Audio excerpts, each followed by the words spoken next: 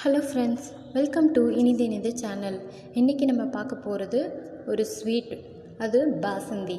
சிம்பிளாக வீட்டில் எப்படி செய்கிறதுன்னு பார்க்கலாம். அதுக்கு முன்னாடி நம்ம சேனல் சப்ஸ்கிரைப் பண்ணாதவங்க சப்ஸ்கிரைப் பண்ணிக்கோங்க. கூட பெல் ஐக்கான் இருக்குது, அதை கிளிக் பண்ணி ஆல் கொடுத்துக்கோங்க. என்னோடய எல்லா வீடியோஸையும் மிஸ் பண்ணாமல் பாருங்கள்.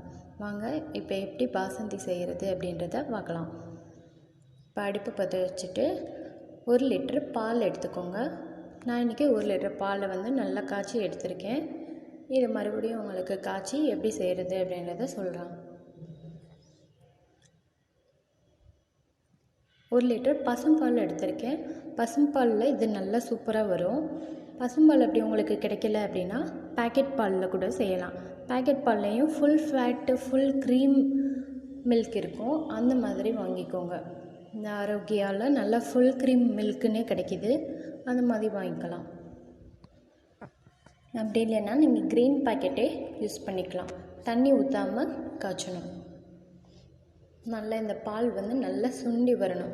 1 லிட்டர் பால் எடுத்தோம்னா 1/2 லிட்டர் அளவுக்கு நல்லா சுண்டி வந்தால் தான் இந்த பாசந்தி நல்லா டேஸ்ட்டாக இருக்கும்.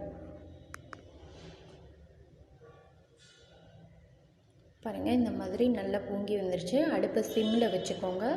சிம்மில் வச்சு தான் இதை காய்ச்சணும். கொஞ்சம் டைம் எடுக்க தான் செய்யும். ரிலாக்ஸாக பண்ணுங்கள். இந்த பால் ஆடையெல்லாம் மேலே வரும், ஏடுன்னு சொல்லுவாங்க. அதை நம்ம இப்படி சைடில் ஓரமாக எடுத்து விட்டுட்டே வரணும்.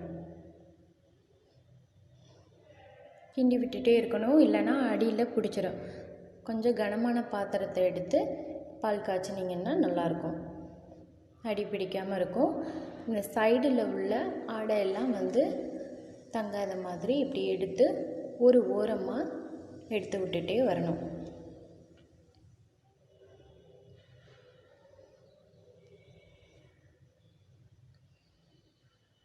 சிம்மில் வச்சே காய்ச்சுங்க. பால் ஆடையெல்லாம் மேலே வருது, உங்களுக்கு தெரியுதுல.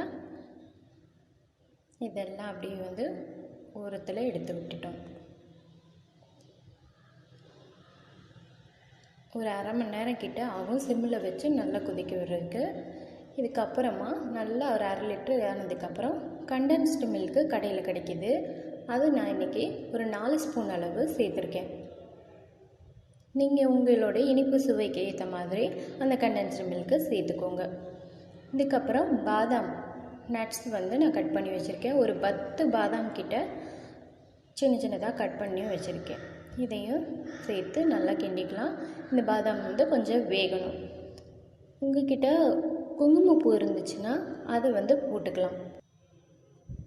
குங்குமப்பூ போட்டால் இன்னமும் நல்ல ஃப்ளேவர் கிடைக்கும், அந்த கலரும் நல்லாயிருக்கும். அவ்வளோதான், நம்மளுக்கு பாசந்தி சூப்பராக வீட்டிலையே சிம்பிளாக ரெடி ஆகிடுச்சு. இப்போ பாருங்கள், நல்லா ஆடை அந்த பாதாம் எல்லாம் நல்லா வந்துடுச்சு. இதை ஃப்ரிட்ஜில் வச்சு சாப்பிட்டிங்கன்னா சூப்பராக இருக்கும். சூடாகவும் சாப்பிட்லாம், உங்களுடைய விருப்பம்தான். லாஸ்ட்டாக கார்னிஷ்காக ஒரு பாதாம் எடுத்து இந்த மாதிரி துருவி போட்டிருக்கேன், இதையும் சேர்த்துக்கலாம். இதுக்கு நீங்கள் குங்குமப்பூ கூட யூஸ் பண்ணிக்கலாம், அந்த கலர் நல்லா கிடைக்கும். ஒரிஜினல் பாசந்தி கிடைக்கும். சூப்பராக நம்மளுக்கு பாதாம் எல்லாம் போட்டு பாசந்தி தயாராகிடுச்சு. இது பெரிய ஹோட்டலில் தான் கிடைக்கும். இது நான் உங்களுக்கு சிம்பிளாக வீட்டிலையே எப்படி செய்கிறது அப்படின்னு சொல்லியிருக்கேன். உங்களுக்கு இந்த வீடியோ பிடிச்சிருந்துச்சுன்னா லைக் பண்ணுங்கள், உங்கள் ஃப்ரெண்ட்ஸுக்கு எல்லாருக்கும் ஷேர் பண்ணுங்கள், மறக்காமல் சப்ஸ்கிரைப் பண்ணிக்கோங்க. மீண்டும் அடுத்த வீடியோவில் சந்திக்கிறேன். தேங்க்யூ.